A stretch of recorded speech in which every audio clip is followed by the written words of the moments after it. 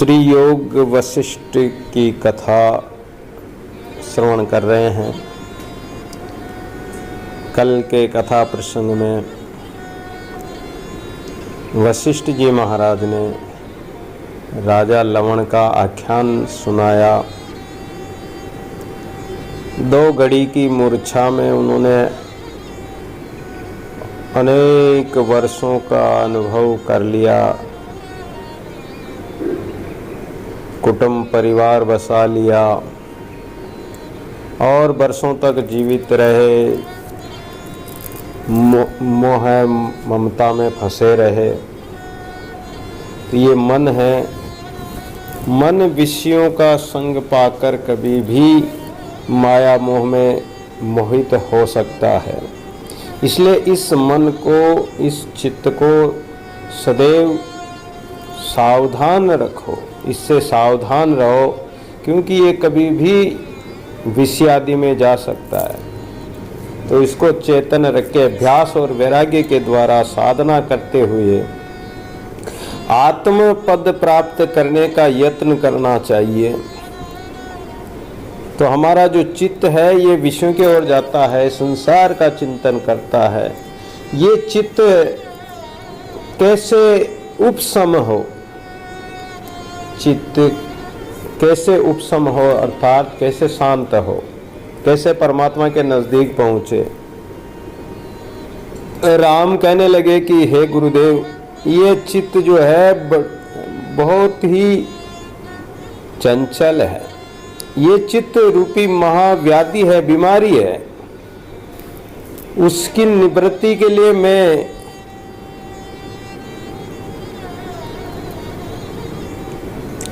आपसे पूछता हूँ कि हे गुरुदेव, इसकी क्या औषधि है। तब वशिष्ठ महाराज कहने लगे कि मैं इसकी औषधि बताता हूँ, जिसमें यत्न साध्य औषधि अपने आप ही हो जाए। इस उपचार से चित्त रूपी बेताल नष्ट हो सकता है। हे राम, रस युक्त जितने भी पदार्थ तुमको दृष्टिगोचर होते हैं, सबका त्याग करो। इसका परिणाम यह होगा कि तुम मन को जीतकर मोक्ष पद को प्राप्त हो जाओगे। रस युक्त पदार्थ, जितने भी हम पदार्थ पान करते हैं, रस युक्त जितने भी रस हैं हम पीते हैं, तो इनका त्याग करो। इनका त्याग क्यों बता रहे हैं? क्योंकि ये जो रस है हमारी रसना के स्वाद से जुड़े हुए हैं, और हमारी रसना अनेक प्रकार के स्वादिष्ट, खाटा, मीठा, चरपरा अनेक प्रकार के पदार्थ मांगती है, अनेक वस्तुएं मांगती है। तो इनका त्याग करने से जब मुख क्या है, मुखिया है, और इस मुख के द्वारा, इस रसना के द्वारा अगर हम स्वाद का परित्याग कर देंगे, हम जो बाह्य स्वाद लेते हैं, इंद्रियों का स्वाद लेते हैं, रसास्वादन लेते हैं, इस रस का परित्याग करके हमें राम रस का आस्वादन करना है। और जो राम रस का आस्वादन करते हैं, राम नाम का सुमरण करते हैं, तो मोक्ष पद की प्राप्ति अवश्य हो जाएगी। जिस प्रकार लोहे को लोहा काटता है, उसी प्रकार मन को मन से ही काटो। मन ही सो मल उपजे, मन ही सो मन धोई। सीख चले गुरु साधु की, तो तू निर्मल होई। मन के द्वारा ही मन में बुरे विचार उत्पन्न होते हैं, और उन बुरे विचारों को मन से ही काटना पड़ता है। अच्छे शुभ विचारों से, संतों के विचारों से, संतों के ज्ञान से उन बुरे विचारों को काटना पड़ता है। मन से मन को ही जीतना। मन में ही मल पाप उत्पन्न होता है और मन से ही धुलता है। तो मन से ही मन को काटना है। तो यत्न करके चित्रूपी बेताल को भगा देना है। साथ ही आत्मसत्ता में जो शारीरिक की भावना दृढ़ हो रही है, उसको भी त्याग कर आत्म भाव में लग जाओ। ऐसा करने से वासनाओं का लोप होकर चित्त एकाग्र होगा। चित्त को ही तो एकाग्र करना है। तो इनका त्याग करेंगे, संसारिक भावनाओं का परित्याग करेंगे, जब जाके हमारा ये चित्त शांत हो सकता है और तभी अक्षय पद की प्राप्ति होगी। पर इच्छा का त्याग करना बड़ा कठिन है। इच्छाएं होती है, किसी को 10 रुपए हैं, किसी के पास तो वो 20 चाहता है, 20 वाला 50, 1000, लाख, करोड़, अरब, खरब, असंख्य पृथ्वीपति होने की इच्छा जग जाएगी। और पृथ्वी का राज मिल गया तो सोचेगा कि मैं स्वर्ग का भी राज कर लूँ, पाताल का भी राज कर लूँ। तो वो तृष्णा, उसकी इच्छा बढ़ेगी नहीं। दिन थोड़ा आशा गणी उलझो जीव जंजाल, रज्जब खेचा ताण में आई पहुँचो काल। इस जीव के काल पीछे लगा हुआ, इसको पता ही नहीं, ये तो अनेक इच्छाओं, कामनाओं में, आशाओं में लगा है। जिंदगी का कोई भरोसा ही नहीं, एक क्षण का ही भरोसा नहीं। कुछ पल की जिंदगानी, वर्षों की तू क्यों सोचे, पल का नहीं ठिकाना। ये एक जिंदगी हमारी एक क्षण भर की जिंदगी नहीं है। कब मर जाए, कब श्वास रुक जाए, पल का नहीं ठिकाना। एक पल का भी क्षण भर का ठिकाना नहीं। हर वर्षों की सोचते हैं।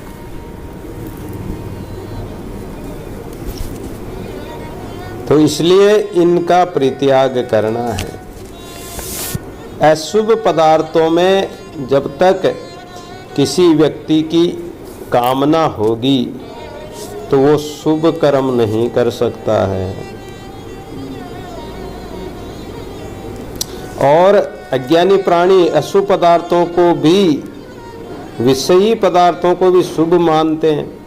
पर जो शुभ अशुभ का ज्ञान रखते हैं वही बड़े पुरुषार्थी हैं। पुरुषार्थ का मतलब होता है पुरुष। ये मनुष्य जीवन मिला है, इसका अर्थ क्या है? ये जीवन अनर्थ में न जाए, अर्थ में लग जाए, सार में लग जाए, इसका मनुष्य जीवन लेने का सार निकल जाए। और जो ऐसा जानता है शुभ अशुभ को जानकर और फिर व्यवहार करता है, वही पुरुषार्थी है। शुभ और अशुभ दोनों बड़े वीर है। इसमें जो बली है वही वीर है, और जो वीर है उसी की विजय है। अतः जितना शीघ्र हो सके प्रयत्न करके अपने चित्त को वश में करो। चित्त को जीत लेने पर बिना प्रयत्न किए ही आत्मपद की प्राप्ति हो जाएगी। चित्त वश में हो गया तो बस चित्त संकल्प विकल्प से रहित होते ही आत्मपद प्राप्त है। किंतु जो चित्त को वश करने को शक्ति नहीं रखता उसको लाखों बार धिक्कार है। ऐसे व्यक्ति को बार बार धिक्कार है जो केवल खाने पीने की वस्तुओं में ही ध्यान रखता है। राम नाम के आलसी, भोजन में होशियार, तुलसी ऐसे जीव को बार बार धिक्कार। ऐसे व्यक्ति को तो बार बार धिक्कार है। वो किस काम का है? वह मनुष्य होकर भी गर्दभ के समान, गर्दभ कहते हैं गधे को, गधे के समान रहता है, भार ढोता है संसार का। कितना संसार के कुटुंब परिवार का, मोह ममता का भार अपने सिर पर ढोता है, कंधे पर रख लेता है, लेकिन उतारता नहीं। निज पौरुष से मन को अपने वश में रखना, अपने साथ परम मैत्री करना, नहीं तो अपना आप ही स्त्री होकर ये घटी यंत्र की भांति संसार चक्र में भटका करता है। जैसे आटा पीसने वाली जो घटी होती है वो उसका चाक घूमता है। कुम्हार का चाक भी देखा होगा कि बर्तन बनाते हैं, वो घूमता है। इसी प्रकार ये जीव भी अपने आप का शत्रु होकर और संसार चक्कर में घूमता है। मन को वश में रखने से जीवन कल्याण का लाभ प्राप्त होता है। मन को मारने के लिए ये महामंत्र हैं कि दृश्यों की ओर से चित्त को समेट लो और आत्म चेतन में लग जाओ। संसार के जितने दृश्य दिखाई देते हैं, रूप वर्ण आकार दिखाई देते हैं, इससे मन को हटाओ और आत्म चेतन स्वरूप परमात्मा में लगाओ। यही सबसे बड़ा मंत्र है चित्त को रोकने का।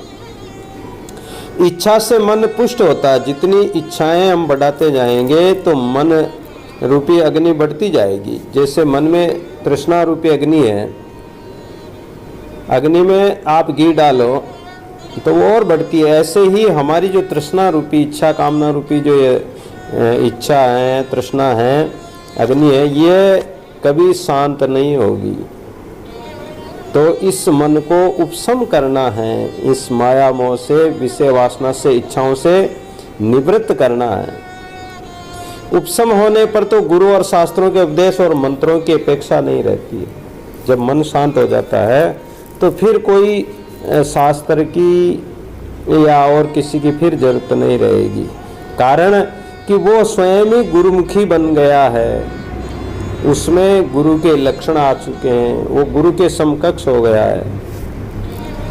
जब संकल्प रूप औषधि से चित्त रूपी रोग कटे तब उस सर्वगत शांति रूपी पद की प्राप्ति होती है। तो ऐसी औषधि करो जिससे कि ये मन रुक जाए, अर्थात संकल्पों को रोक दो। यही औषधि है इसकी। इसके लिए ये परम आवश्यक है कि मन को यत्न पूर्वक उस शुद्ध चित्त चेतन स्वरूप परमात्मा में लगा दो। इस भांति लगाए रहने से जब चिरकाल पर्यंत मन की तीव्र संवेदना और आत्मा की ओर होगी, तब चिंतन की निवृत्ति होकर केवल चेतन मात्र ही चित्त में रह जाएगा। फिर तो बुद्धि भी स्वतः ही परमार्थ सता परमात्मा में लगकर बोध रूप हो जाएगी। अतएव मन, चित्त, बुद्धि, अहंकार ये सब उस परमात्मा में लगाने हैं। इस प्रकार चित्त को चित्त से अचित्त करने से तुम महा अद्वैत पद को निसंदेह प्राप्त कर लोगे। इस चित्त को चित्त से ही हराना है। मन को जीत लेने से तुम्हें और कुछ यत्न नहीं करना है, केवल संवेदन का प्रवाह उलटना है। हमारा मन जो जिधर बह रहा है, बाहर बहिर्मुख होकर बह रहा है, उसको अंतर्मुख करना, उलटना है केवल। जैसे किसान लोग क्या करते हैं, खेत में फसल को पानी पिलाते हैं तो जो धोरे से पानी जाता है तो उसको एक क्यारा भरने के बाद में दूसरे में मोड़ देते हैं।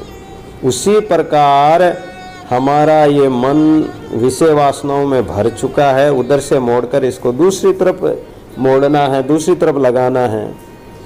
तो दृश्य की ओर से मोड़कर आत्मा की ओर लगाना है। एक महात्मा जा रहे थे, एक किसान खेत में काम कर रहा था, प्याज की पौध लगा रहा था। तो महात्मा को देखकर किसान ने प्रणाम किया। प्रणाम करके बोले कि महाराज हमें भी कोई कल्याण का मार्ग बता दीजिए। संतों ने कहा कि ये तो बहुत सहज बात है। बोले महाराज सहज में कैसे हो जाए? बोले कि बस इस क्यारे से उखाड़कर इस क्यारे में लगाना, इस खेत से उखाड़कर इस खेत में लगाना, बस यही कल्याण का मार्ग। बोले महाराज मैं तो समझा नहीं। अरे बोले तुम जिस प्याज की पौध लगा रखी है, इस पौध को यहीं रखोगे तो ये प्याज नहीं बनेगी, क्योंकि यहाँ अत्यधिक मात्रा में पौध लगी हुई है, तो इनको बढ़ने के लिए पोषण नहीं मिलेगा तो ये बढ़ेंगे नहीं, इनको रस नहीं मिलेगा तो बढ़ेंगे नहीं।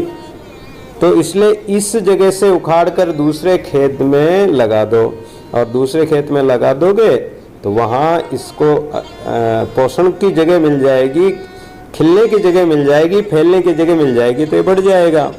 यही कल्याण का मार्ग है।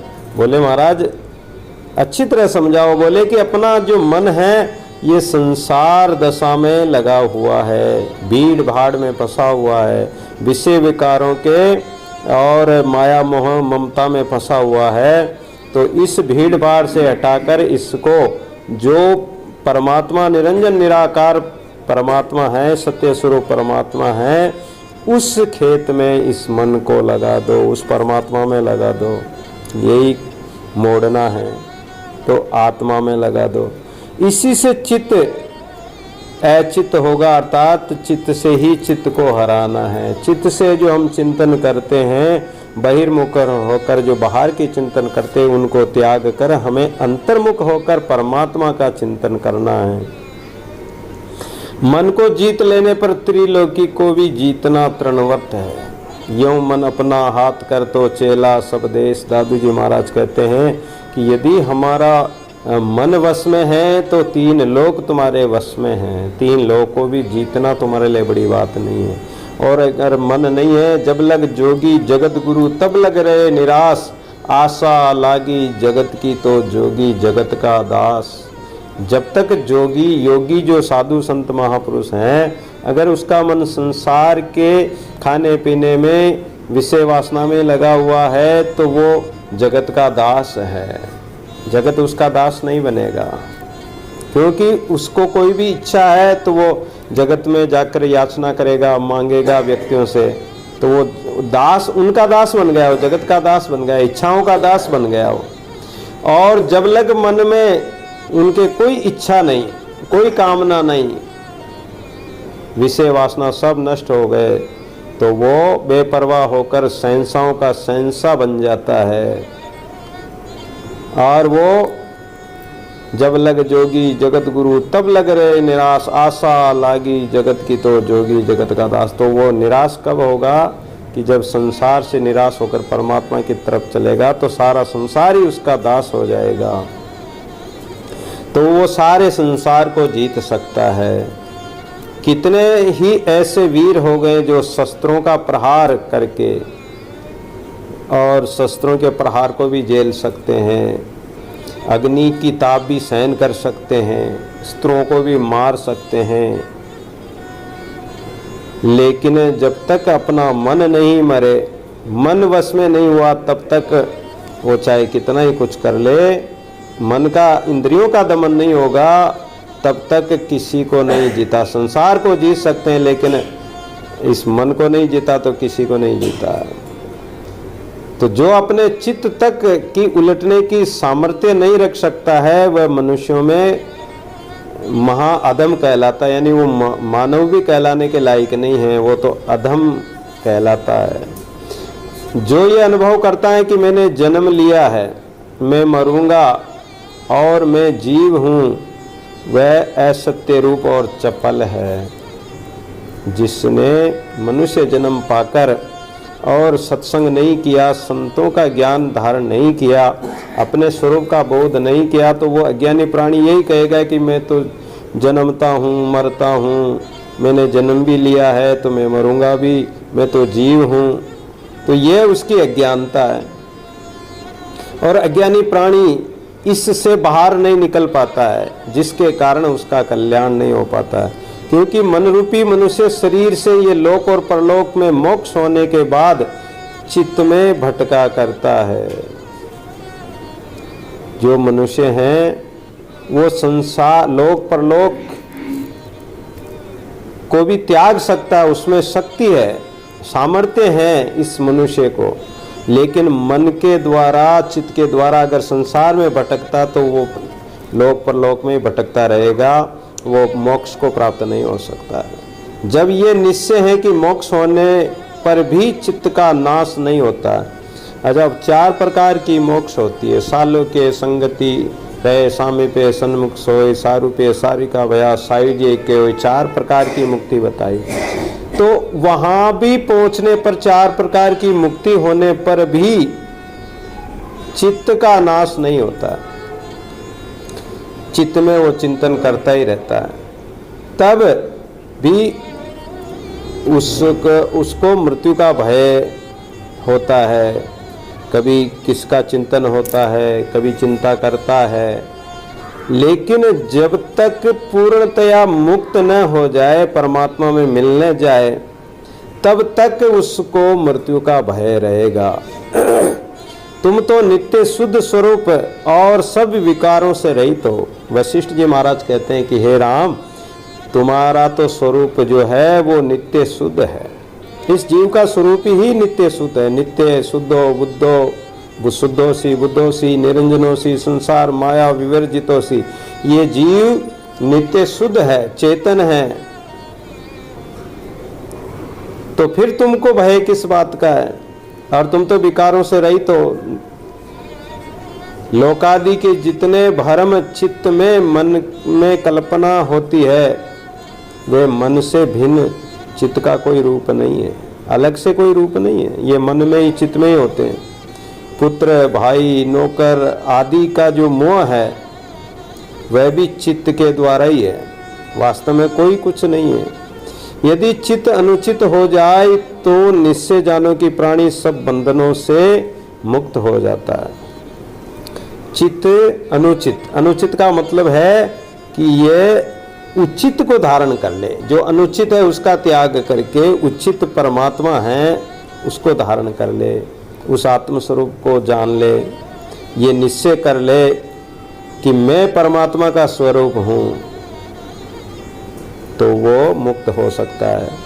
मैंने सब स्थान और सब शास्त्र भी देखे हैं, एकांतवास भी करके देख लिया, विचार किया, लेकिन कहीं भी शांति नहीं मिली और चित्त उपशम नहीं हुआ। उपशम का मतलब है शांत नहीं हुआ, कोई भी उपाय नहीं है। तो जब तक चित्त दृश्यों की ओर से उदासीन नहीं होता है, ये दृश्य संसार के सृष्टि के जो दृश्य दिखाई देते हैं, इससे जब तक उन्मनी होकर उदासीन नहीं होगा तब तक इसको शांति नहीं मिल सकती, इसको विश्राम नहीं मिल सकता। तो उपशम होने पर तो उस नित्य शुद्ध सर्वात्मा शांत स्वरूप के पद में अवश्य ही विश्राम हो जाएगा। जब मन में कोई संकल्प विकल्प होगा ही नहीं, चित्त में कोई चिंता होगी ही नहीं, तो फिर कोई क्लेश ही नहीं होगा और मन कहीं जाएगा ही नहीं। एकाग्र होते ही उस नित्य शुद्ध स्वरूप परमात्मा में मिल जाता है, समाधि लग जाती है। हृदय आकाश में चेतन चक्र ब्रह्मांड की वृत्ति है और उसकी ओर जब मन अत्यंत शीघ्रगामी होता है तब समस्त दुखों का अभाव हो जाता है। कोई व्यक्ति दिन भर दौड़ धूप करता हो, अनेक प्रकार का कोई काम करता हो, कोई मजदूरी करे, कोई व्यापार करे, कोई क्या करे, तो वो दिन भर थक जाता है, परेशान हो जाता है, कोई अनेक प्रकार के कष्ट का काम करता है। लेकिन जब वो रात्रि में विश्राम करता है, सोता है, जब निद्रा आ जाती है, चाहे 1 घड़ी 2 घड़ी जितनी उसको नींद आए, उस नींद से उठने पर वो अपने आप को या निद्रा अवस्था में सब दुखों को भूल जाता है। उसके कष्ट, चाहे शरीर में कोई साधारण रोग हो, साधारण कोई फोड़ा फुंसी, कोई कष्ट हो, उसको भी वो भूल जाता है, क्योंकि उसका चित्त उस शारीरिक संबंध से सुषुप्ति अवस्था में चला गया, जागृत अवस्था को भी छोड़ गया और स्वप्न अवस्था को भी छोड़ गया। तो कहाँ पहुंचा? तीसरी अवस्था में, सुषुप्ति अवस्था में पहुंच गया।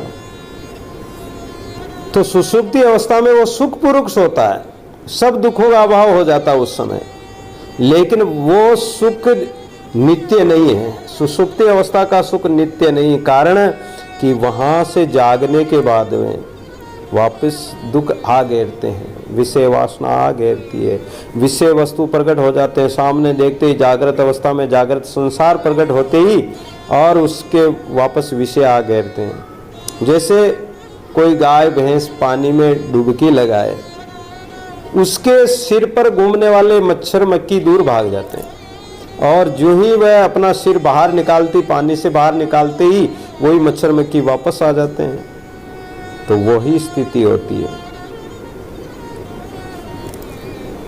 तो जब तक परमात्मा में ये मन शांत होकर एकाग्र होकर लगेगा और उसमें चित्त एकाग्र हो जाएगा तो ये विषय वस्तु संसार के दुख कष्ट सब दूर हो जाते हैं, दुखों का अभाव हो जाता है। वही ब्रह्माकार वृत्ति रूप चक्र मन को नष्ट कर सकता है और अहम त्वम इत्यादि अर्थ संयुक्त जितने भी शब्द भाषित होते हैं सब मनोमय है, मनोमात्र है, मन के विचार से ही है और विचार से इनको क्षीण करना चाहिए। संतों के विचारों से, शास्त्र विचारों से, शास्त्र विचार से इस मन के विचारों को तो क्षीण करना है। फिर तो मन की वासना स्वतः ही नष्ट हो जाएगी और वासना के नष्ट होने से परम तत्व शुद्ध प्रतीत होने लगेगा। इच्छित संकल्पों द्वारा पुष्ट किया हुआ ये मन जीव का परम शत्रु है। मन मांगे सोई दीजिए, और हमारा जो मन मांगता वही हम देंगे, तो ये मन कभी भी वश में नहीं होगा। जैसे छोटा बालक होता है, जो कुछ वस्तु मांग ले उसको माता पिता देते रहें, तो वह बच्चा धीरे धीरे धीरे बिगड़ जाता है। फिर वो बिना लिए मानेगा ही नहीं, लड़ाई कर लेगा, नहीं दोगे तो वो चोरी भी कर लेगा, सब कुछ कर लेगा वो, क्योंकि वो उसके इच्छा के अनुसार उसको देते रहे।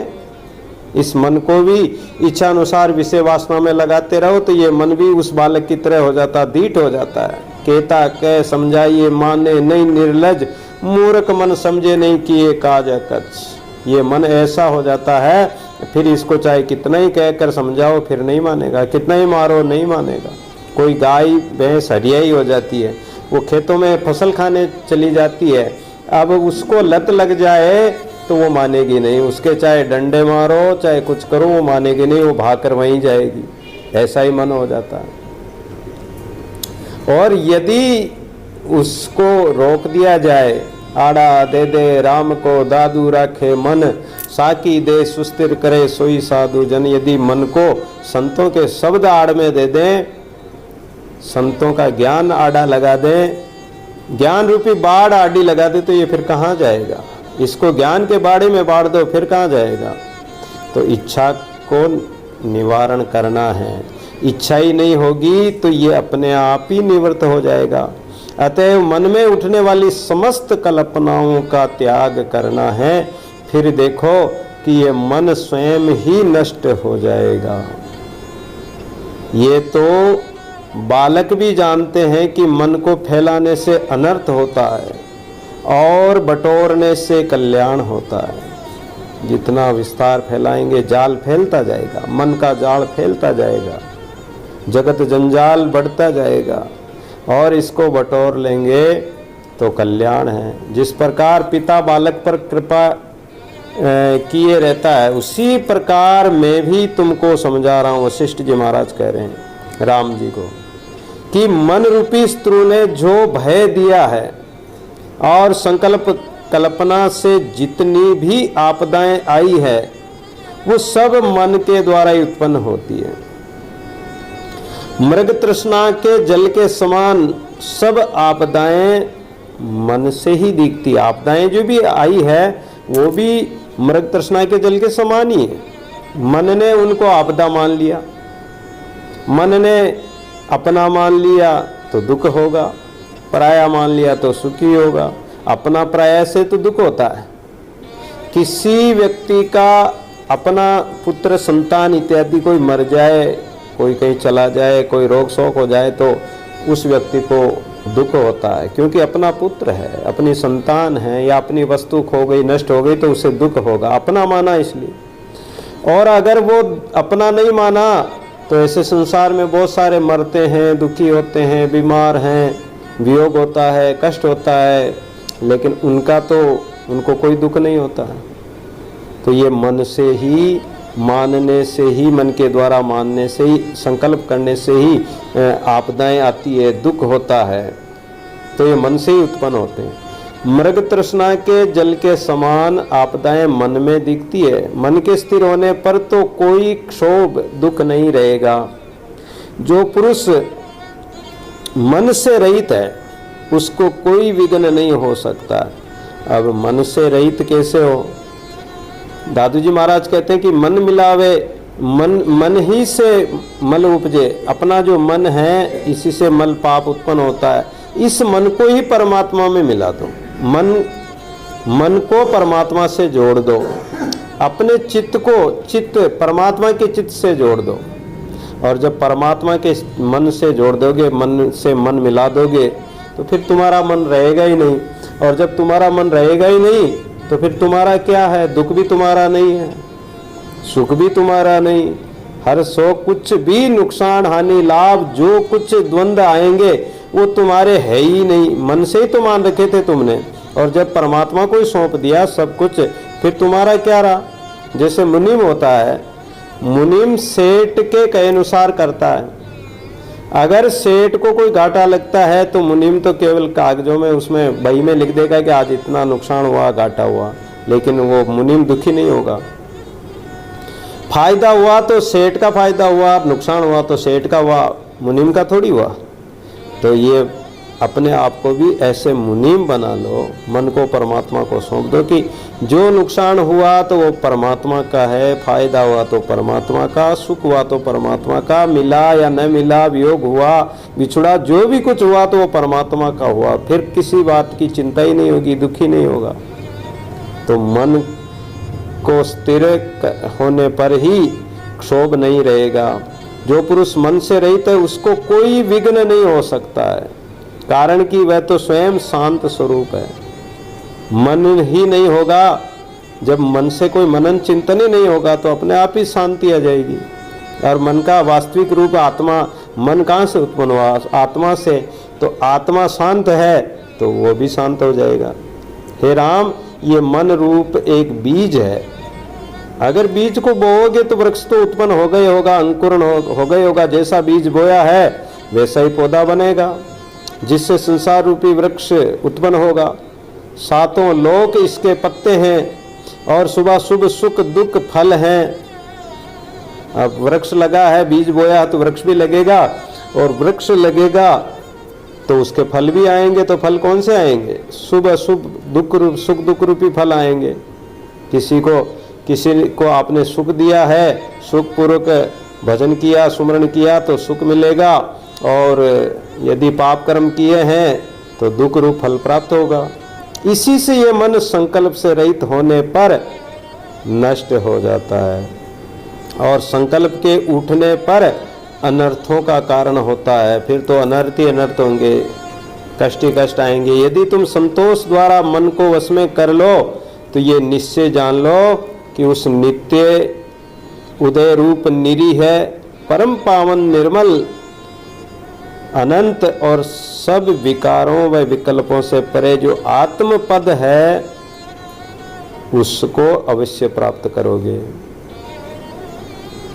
वशिष्ठ महाराज कहने लगे कि हे राम, जिसके मन में तीव्र संवेग होता है, संवेदना होती है, इच्छाएं होती है, मन में कल्पनाएं होती है, तो मन उसी को देखता है। अज्ञानता से जो भी दृश्य दिखाई देते हैं ये मन से ही उत्पन्न होते हैं, चित्त से ही इस जीव का जन्म मरण आदि होता है। और ये स्वयं देखता है, अपने जन्म मरण को भी ये मन देखता है, लेकिन ये धारण नहीं करता, मानता नहीं है, क्योंकि इसका, इस चित्त का, इस मन का जन्म क्षण क्षण में होता है। जो लोग कहते हैं कि वो मर गया तो वो शरीर मरा है, उसका चित्त मन नहीं मरा है। उसकी जो अंतःकरण की वासना है वो तो अगले जन्म में प्रकट हो जाएगी। तो जन्म मरण किसका हुआ? शरीर का हुआ। लेकिन इस चित्त का भी जन्म मरण होता है। ये चित्त प्रति क्षण अनेक संकल्प करना और फिर संकल्प का मिट जाना, दूसरा संकल्प उठा लेना। तो जो पहला संकल्प था वो उसका जन्म हो गया, फिर वो संकल्प मिट गया तो मिटना ही उसका मरण है। जो विचार करते हैं, मनोरथ करते हैं, तो यही जन्म मरण है। और निश्चय के अनुसार ही अनुभव भी करता है। जैसा निश्चय करेगा वैसा अनुभव करेगा। अगर विषय विकारों का निश्चय करेगा तो उसका अनुभव करेगा, और भक्ति भाव सेवा सुमरण का निश्चय करेगा तो परमात्मा के आनंद का अनुभव करेगा, सुखानुभव करेगा।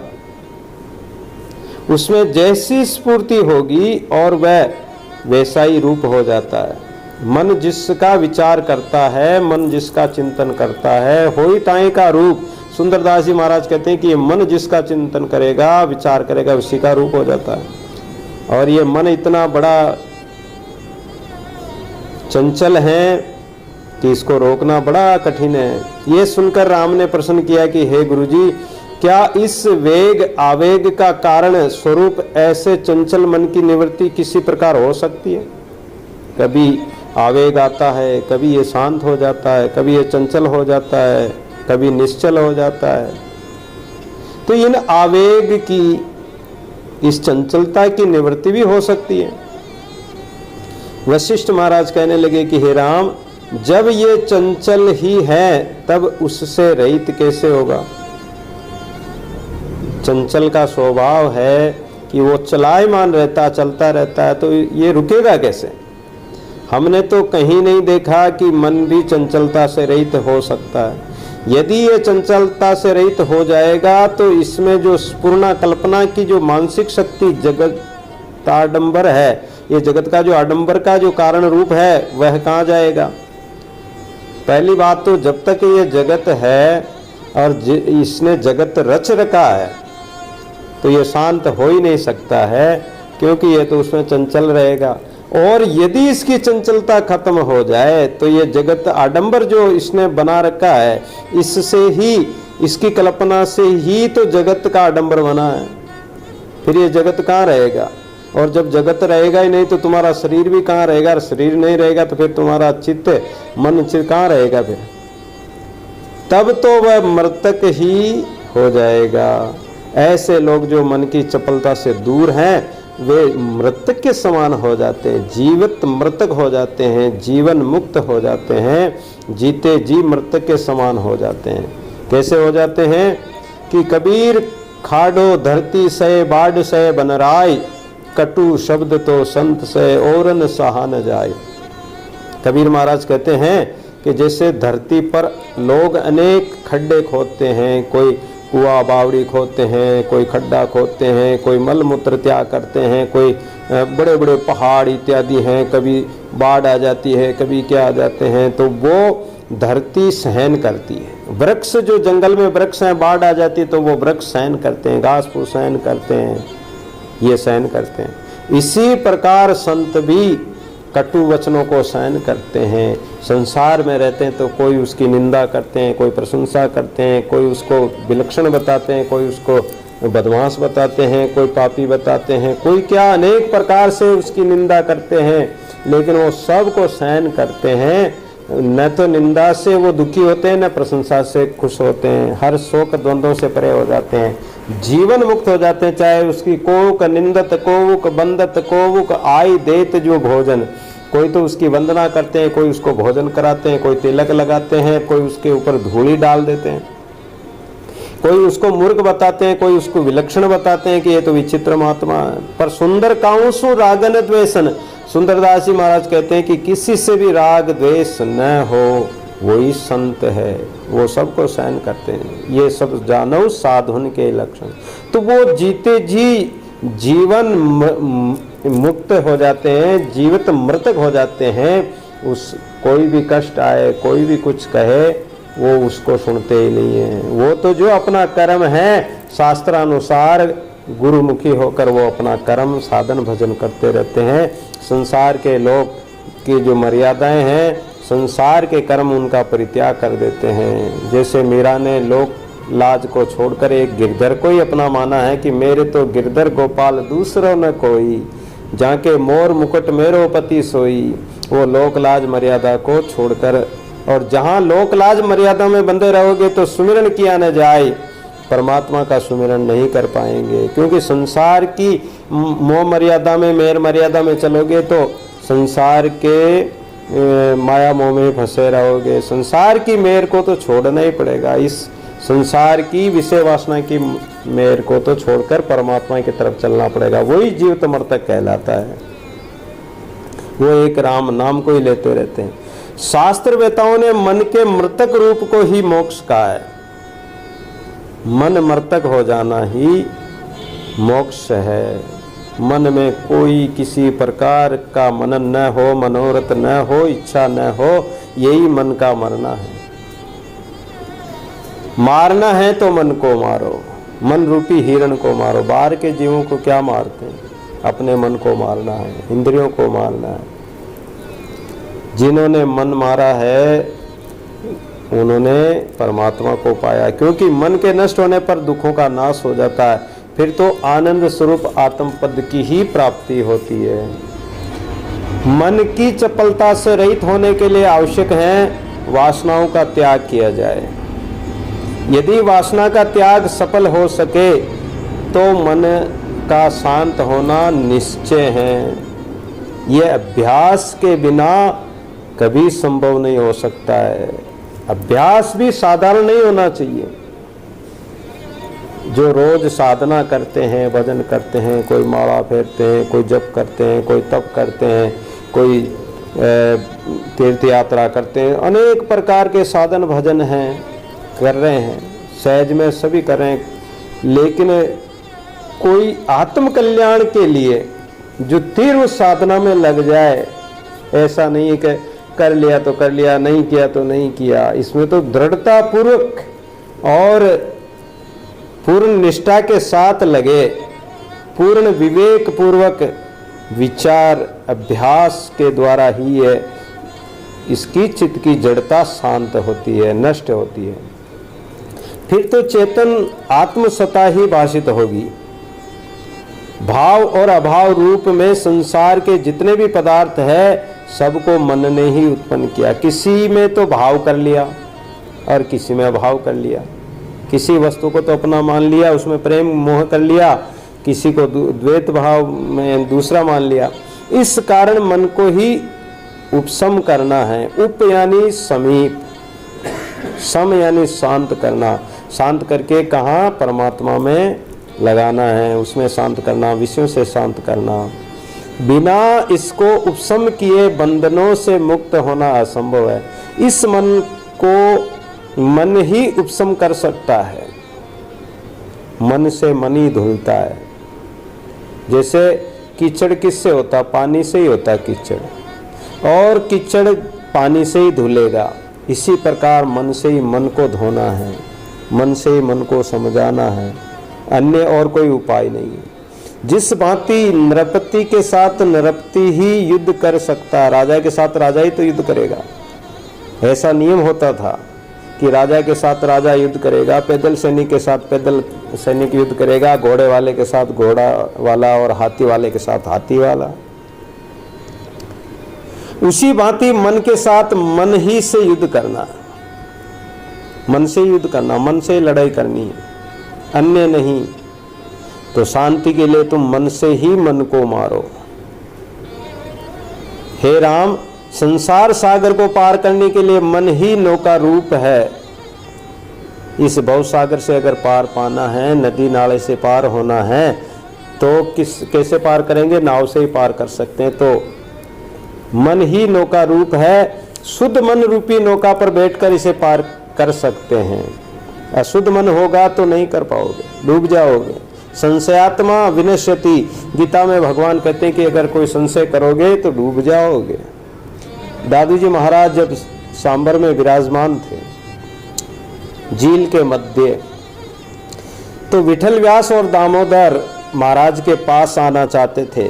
महाराज ने कहा कि राम का नाम लेकर आ जाओ, सत्य राम जपते हुए आ जाओ। आ गए।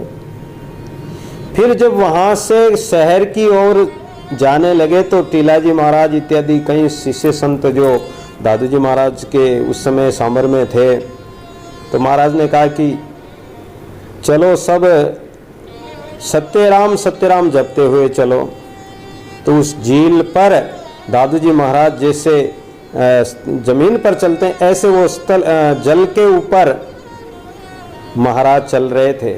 उस राम नाम के प्रताप से महाराज का दिव्य तेजपुंज का शरीर था, तो वो उस जल पर भी जैसे स्थल की तरह चल रहे थे, पानी में नहीं डूबते थे। और जो संत महापुरुष परमात्मा में मिले रहते हैं, परमात्मा से ओतप्रोत हैं, वो इस विश्व संसार रूपी भवसागर में डूबते भी नहीं है, इस विश्व जल में डूबते भी नहीं है। तो सत्य राम का नाम लेकर और सब चल रहे थे दादू जी महाराज के पीछे पीछे, वो भी नहीं डूब रहे थे। तो राम का नाम ऐसा ही है, जिनकी रक्षा तू करे ते उबरे करतार, जेते छाड़े हाथ ते डूबे संसार। अरे राम जी के नाम से तो पत्थर भी तैर गए थे। बंदरों ने पत्थर ला लाकर और राम सेतु बना दिया था समुद्र पर, पत्थर भी तैर सकते हैं तो जीव क्यों नहीं तैरेगा। और वो सब शिष्य महाराज के पीछे पीछे जल पर चल रहे थे। टीलाजी महाराज के मन में शंका उत्पन्न हुई कि महाराज न जाने कौन सा नाम जप रहे हैं, हमें सत्यराम का कह रहे हैं। ये शंका होते ही डूबने लगे। तो शिष्यों ने कहा महाराज टीलाजी महाराज डूब रहे हैं। तो दादू जी महाराज ने कहा कि संशय रहित होकर और सत्यराम का नाम जपो तो अवश्य तैर जाओगे, क्योंकि ये नाम तारणहारा है। नाम रे सकल शिरोमणि नाम रे, दुस्तर तारे पार उतारे, नरक निवारे नाम रे। ये दुस्तर भव सागर से भी ये राम का नाम ही पार कर सकता है। तो संसार सागर को पार करने के लिए मन ही नौका रूप है, राम नाम ही नौका है। इस नौका पर बैठकर पार कर सकते हैं। ये जो बंधन का कारण रूप और दृश्यों की ओर दौड़ने वाला अपना मन है, इस मन से ही विषयों को छेद करके वैराग्य द्वारा और उस चेतन स्वरूप परमात्मा में मन को लगाना है, अन्यथा ये और कहीं नहीं लग सकता है। तो वैराग्य के द्वारा ही इनको त्याग सकते हैं, इनसे मुक्त हो सकते हैं। अभ्यास और वैराग्य। भोग वासना का त्याग करने पर तो बिना यत्न ही जगत की वासना छूट जाएगी। इसके छूट जाने पर तो अवश्य ही अक्षय सुख की प्राप्ति होगी। संसार में सुख तो है, लोग संसार में सुखी हैं, दुखी कोई नहीं है। नारद जी कहने लगे कि हे भगवान, आपने क्या सृष्टि बनाई, देखो जहाँ जाओ वहीं लोग दुखी हैं, जीव प्राणी मात्र दुखी है। किसको देहिक देविक भौतिक तीनों तापों से, किसको शरीर का दुख है, किसी को परिवार का, संतान का, धन का, न जाने अनेक प्रकार के दुख है। कोई देह का दुख है, किसी को भौतिक संसाधनों का दुख है, किसी को देवी है और प्रकोप का दुख है, अतिवृष्टि हो जाए, अनावृष्टि हो जाए, काल पड़ जाए या ज़्यादा बरस जाए, कोई बिजली गिर जाए, कोई प्राकृतिक रोग आ जाए, तो अनेक प्रकार के दुख हैं। और इन दुखों के कारण सब दुखी हैं। तो महाराज आप कृपा करो, सबको सुखी कर दो। नारद जी ने भगवान से कहा, भगवान ने कहा कि जाओ नारद, दुखी कौन है, कोई मेरे पास आता ही नहीं, अगर कोई मेरे पास आ जाए तो मैं उनको सुखी कर सकता हूँ। बोले महाराज मैं अभी जाता हूँ, अभी ले आता हूँ। बोले नारद जी तो जाकर देखो और लेकर आओ, कोई भी दुखी हो तो उसको लेकर आओ मेरे पास और मैं उसको सुखी कर दूंगा। नारद जी संसार में आए, मृत्यु लोक में आए, एक गांव में उतरे तो देखा कि एक बुढ़ा व्यक्ति रो रहा है, रास्ते में घर के बाहर पड़ा पड़ा रो रहा है। नारद जी ने कहा कि अरे बुढ़ा बाबा क्यों रो रहे हो, क्या बात है। बोले महाराज क्या करूं। बोले क्या बात हुई बाबा बताओ। अरे बाबा क्या बताऊं। कहे बताओ तो सही। कि महाराज क्या बताऊं, मेरा बेटा तो मर गया और हमारे जो पोते पोती हैं वो हमारी न तो सेवा करते हैं न भोजन देते हैं और यहाँ तक कि घर से भी लाते मार मार कर बाहर निकाल दिया महाराज, इसलिए रो रहा हूँ। अब कहाँ जाऊँ, क्या करूँ, अब बुढ़ापे में हम कहाँ जाए महाराज बताओ। तो नारद जी बोले कि अरे बाबा तू फालतू में रो रहा है, चल मेरे साथ, मैं तेरे को बैकुंठ ले चलता हूँ। बाबा ये संसार तो ऐसा ही है, दुख का कारण है, संसार स्वार्थी है, सब दुखी है महाराज। तो इसलिए आप चाहो तो मैं आपको वहाँ जहाँ सुख ही सुख है, आनंद ही आनंद, वहाँ ले चलता हूँ, बैकुंठ धाम में ले चलता हूँ। बैकुंठ धाम का नाम लेते ही वो बुढ़ा व्यक्ति या तो रो रहा था और रोते रोते आंसू पोंछ कर कहने लगा कि अरे नारद तूने किसका घर बसाया, मेरा घर उजाड़ने आया है। और मुझे पता नहीं बैकुंठ में कौन जाता है, बैकुंठ में तो मरने के बाद में जाते हैं, चल तू आगे रास्ता नाप। ऐसा कहा तो नारद जी ने देखा कि अरे वाह, अभी तो रो रहा था, धार वे बह रहे थे और इतनी सी देर में ही सब दुख भूल गया। बोले अरे मारा तो मेरे पोते ही तो है, मेरी तो संतान है, मेरा ही तो परिवार, मेरा ही तो कुटुंब है, दूसरे ने थोड़ी मारा। कोई दूसरा मारता तो मैं देखता, लेकिन वो तो मेरे पोते पोती तो हैं, कोई बात नहीं, बच्चे हैं, समझ जाएंगे। तो ये संसार है। तो ये संसार में सुख कहाँ है? सुख क्षणिक मिलता है। संसार के विषय वासनाओं में क्षणिक सुख मान लेते हैं, संतान से, धन से, संसार से क्षणिक सुख मान लेते हैं, लेकिन वो सुख सदैव तो नहीं रहता है, वो सुख नित्य तो नहीं रहता है। चाहे शरीर का देख लो, चाहे किसी प्रकार का संसारिक सुख देख लो, सदा नहीं रह सकता है, वो बदलता रहता है। सुख आज सुख है तो फिर दुख आ जाएगा, कभी दुख आ जाए तो फिर सुख आ जाएगा, ये चक्कर चलता रहता है। तो ये स्थायी नहीं है। तो स्थायी सुख कहाँ मिलेगा? स्थायी सुख तो परमात्मा में मिलेगा, अक्षय सुख तो परमात्मा में मिलेगा। जब ये मन की वासनाएं छूट जाए, चित्त का जो चिंतन है, ये चिंता छूट जाए, भोग वासना का परित्याग करके और चित्त से, मन से जगत की वासना छूट जाए, तो अक्षय सुख की प्राप्ति हो जाती है, परम सुख की प्राप्ति हो जाती है। बाकी संसार में तो सुख है ही नहीं। और अनेक प्रकार की भावना करने वाला मन भी नष्ट हो जाता है जब अक्षय सुख मिल जाता है। जैसे चींटा मटकी में घूमता रहता है और एक मिश्री की डली डाल दो, पतासा डाल दो, तो वो बस एक बार उसके पास पहुंच जाए तो मिश्री को और पतासे को वो स्वाद चख ले, तो फिर वो छोड़कर कहीं नहीं जाता, उसी के चिपटा रहता है। उसी प्रकार ये मन रूपी चींटा यदि परमात्मा के नाम रूपी मिश्री से छींट जाए, लग जाए, तो ये फिर कहीं नहीं जाएगा, ना विषय वासनाओं में जाएगा, ना भोगों में जाएगा, ना संसार के पदार्थों में जाएगा, और ये चित्त शांत होकर फिर अक्षय सुख, आत्म सुख, परम सुख परमात्मा को प्राप्त होगा। सत्यराम साक्षी सर्वाधार अजय अविनाशी अपरंपार। सत्यराम साक्षी सर्वाधार